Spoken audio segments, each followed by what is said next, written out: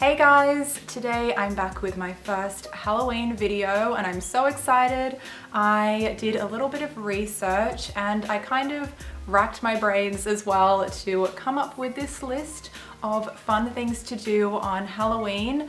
I know that feeling of when you have a really cool costume but you don't really know where to wear it. And I did exclude a couple of things from this list, being attending Halloween parties and going clubbing, because I felt those were pretty obvious.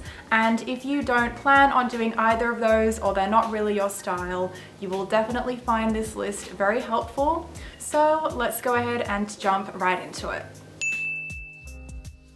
Escape rooms or puzzle rooms can be scary or not scary, but they always have some kind of theme. They are pretty self-explanatory, but basically you have a time limit, usually 1 hour, to solve puzzles, find hints or passwords, or figure out clues in a room or multiple rooms in order to escape. These aren't available in all cities or countries, but definitely have a Google search to see what you can find. Some examples of themes that I found in Sydney escape rooms are Butcher's Burrow, Forensic, An Enchanted Garden, Da Vinci, Casino Heist, and then there's a whole bunch of others as well. You can even pick out which one you want to do going by the difficulty rating. If you don't like scary things, don't worry, because generally there's always a bunch of non-scary themed rooms and you can always ask for help from the staff if you get really stuck.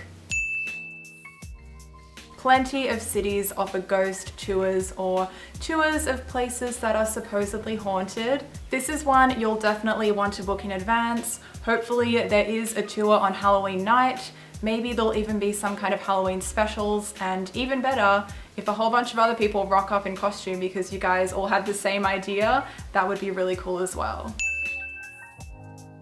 One year I went with a group of friends to a Halloween trivia night. It was super low-key, but we did dress up and we had to bring a plate of food. Of course, not all cities will offer this, but definitely have a Google search. You might be surprised with what you find. But if there still isn't any Halloween trivia in your area, you can always make one yourself and do it at home. Now that I think about it, I actually really want to do a scavenger hunt this Halloween. You could travel to your nearest city to do it there if you think you might be able to find more items there, or you can just stay within your neighborhood. There are plenty of ready-made scavenger hunt lists available online on places like Pinterest, but if you want to really make sure that the items on the list are things that you can definitely find in your area, you may want to enlist the help of a friend or family member to write up a custom list for you. Or you could just write up a really enormous list and have fun just seeing what things you can actually find from the list. You can be really specific, like find a jack-o'-lantern or find some fake spider webs, or you can be a little bit more general and put things on the list like find a spooky animal.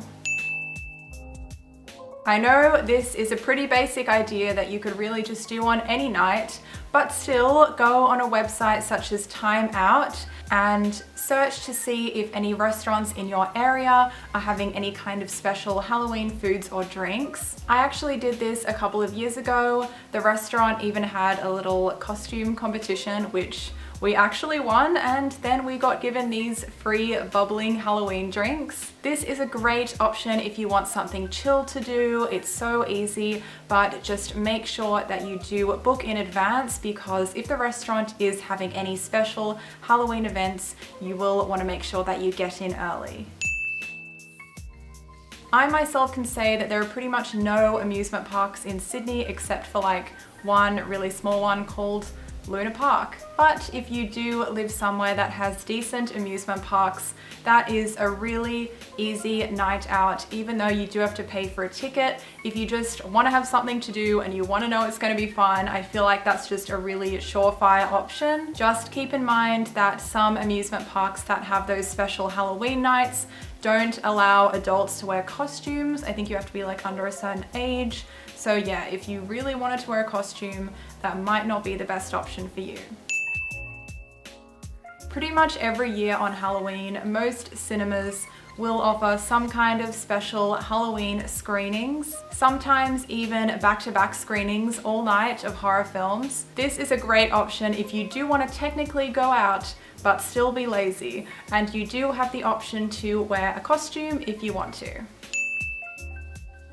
Halloween baking is one of those things that I feel like is on everybody's list of things to do on Halloween, but I think if you organize it well and you plan it well in advance, it can be really fun and creative. Start by baking a whole bunch of plain cookies, or if you are really lazy or strapped for time, you can just buy some plain cookies from the store. Even better if they are in spooky shapes like bats or ghosts. Then buy a bunch of things like lollies, different colored icings, and other edible decorations, and lay it out all really nice and neatly on a table, and bring some friends over, or even do it with your family and just go nuts and decorate till your heart's content. Going bowling is one of those things that always reminds me of childhood birthday parties, and I used to do it so much more often, but then I decided to grow out my nails. This is great if you like doing something with a group of friends or family and you want to actually go outside. Well, it's technically inside, but if you want to leave the house and be active, I think it's a really good option. Even better if you can go to one of those bowling alleys that has the black lights that makes everything glow, and then you can wear like really bright neon colors in your costume so then it glows under the black lights.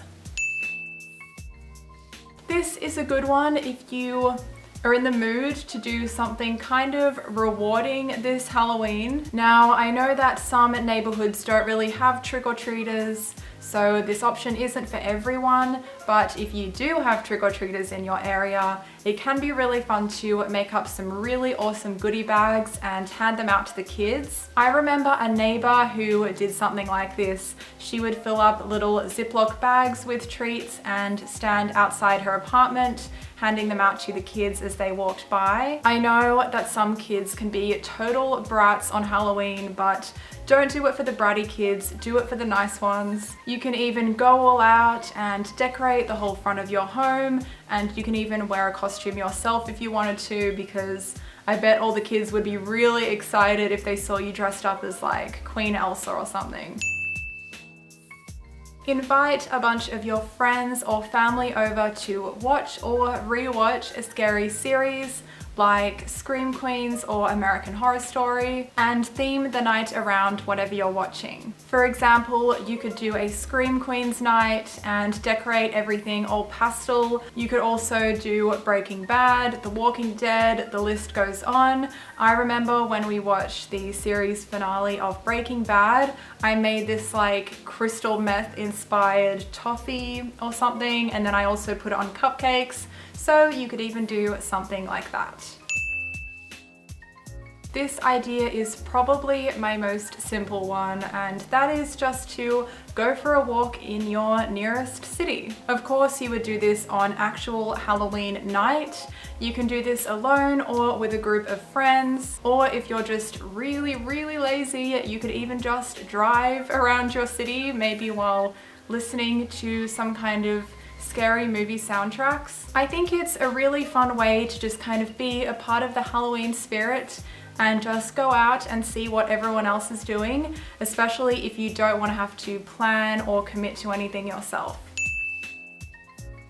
This one is a no-brainer, but if all else fails, you don't have a costume, you don't have any plans or reservations, just stay at home, relax, and watch horror movies. If you think you can manage it, you could even just run to the store to grab some microwave popcorn. No decorations necessary, just sit back, relax, and enjoy the screams.